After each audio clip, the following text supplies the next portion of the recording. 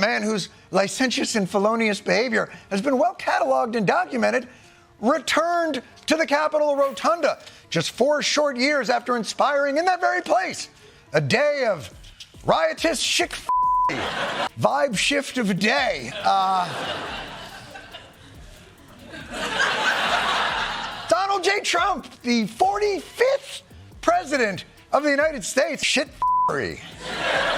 returned to the exact same room. Now, generally, if this were a Dateline documentary, he would return to that room to express a form of repentance and maturity and acknowledgement of the pain that had been wrought on that terrible day. Remember when Trump's fans smashed up the Capitol? Well, buckle up, Buttercup, because guess who's strolling down those same halls as the new prez?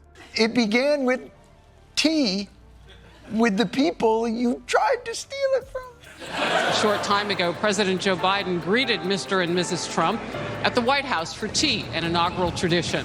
But in this show that we're filming now, it's to be sworn in as the 47th president of the United States. And as with most returning to the scene of the crime,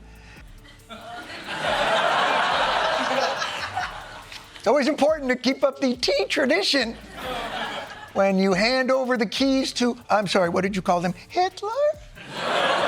Yep, the orange man himself. It's like a weird dream where the guy who trashed your house gets handed the keys. Jon Stewart's got some thoughts on this bizarro world switcheroo. Stick around to see how he roasts this historic vibe shift from riots to red carpets. Well, folks, it looks like our favorite orange-tinted troublemaker is back at it again. Remember when Trump's fans were treating the Capitol like their personal jungle gym? Now the big man himself is strutting through those same halls like he's on a red carpet. Talk about a glow-up, am I right? I'm not saying Biden should have done his own insurrection, but there's got to be a happy medium between storming the Capitol and, would you like a crumpet? But everyone showed up. But got to be a good host. Hey, the Wi-Fi password is White House, but I changed the I to a 1. I hope that's not weird. Yes, it's the Supreme Court taxiing in. Oh, please. They're taxiing in like the private jets some of them take to caged pheasant hunts. Picture this, same building, totally different vibe. One day it's all stop the steal, and the next it's please, pass the caviar. It's like when your ex shows up at your wedding, and everyone's pretending it's totally normal. Awkward much? Jon Stewart, our favorite political comedian, couldn't help but point out the absurdity of it all. He said, and I quote, "Generally, if this were a Dateline documentary, he would return to that room to express a form of repentance and maturity. But nope. Not our Donnie. He's there to be sworn in as president again. Because why apologize when you can just become the boss, right? And let's talk about the guest list. Stewart joked that it looked like a casting call for Who Wants to Be a Trillionaire. He mentioned seeing a plethora of stocky, bald billionaires who all seem to go to the same biohack life extension clinic. I guess money can't buy hair, but it can buy you a front row seat to democracy's wildest roller coaster.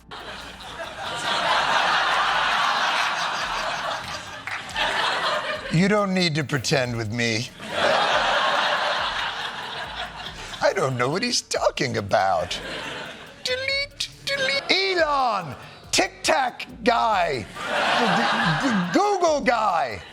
The 6 guys who control maybe 20% of the world's wealth and 100% of your nudes. Populism, ladies and gentlemen.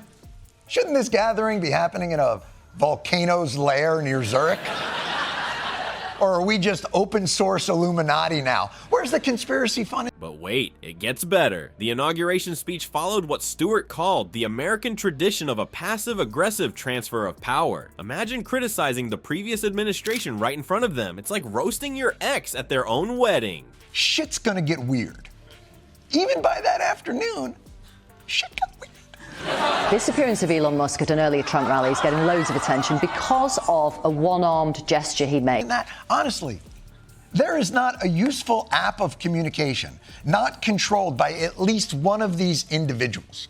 And you may not be concerned that they've all ponied up $1 million to be sitting there and are kissing the ass. This one really mattered. And I just want to say thank you for making it happen. Thank you.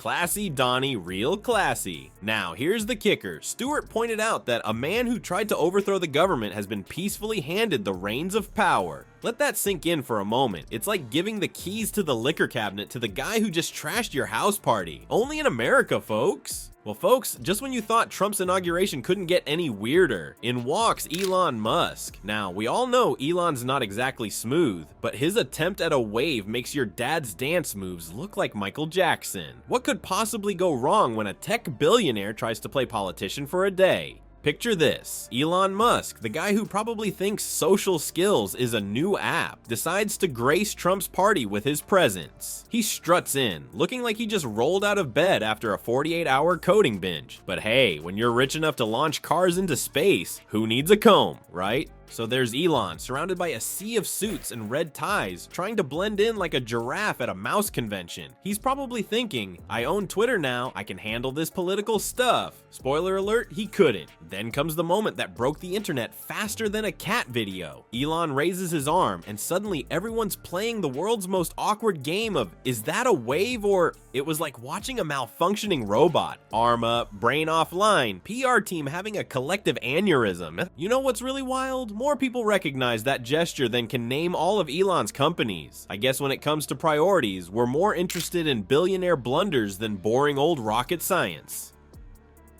Who needs Mars when we've got memes, right?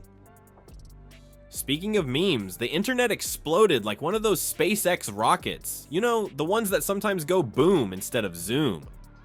Memes were born, died, and reincarnated faster than Elon could tweet. Funding secured. It was a meme-pocalypse, people.